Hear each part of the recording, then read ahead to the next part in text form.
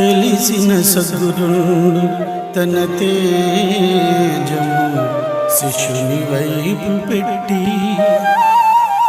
నిర్మలిన వికాస రూపమున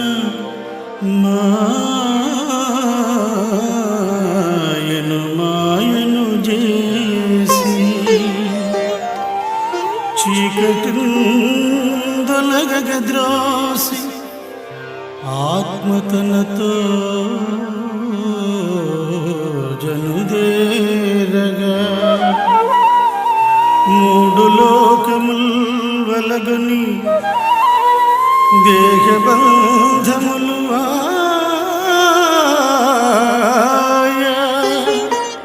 ముముక్షుని సేయునంతయున్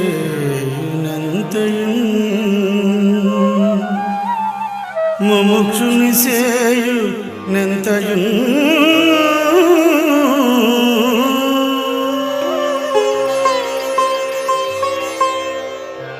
లోకంలో జిజ్ఞాసువైన భక్తుడికి సద్గురువు దొరకడమే కష్టం.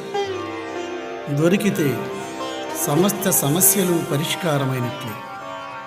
ఆ గురువు తన తేజస్సును శిష్యునిలో ప్రవేశపెట్టి మాయను సైతం మాయ చేసి శిష్యుని ఆత్మను తన ఆత్మతో కలిసి ప్రయాణింపజేసి సాక్షాత్కారం చేయించగలడు.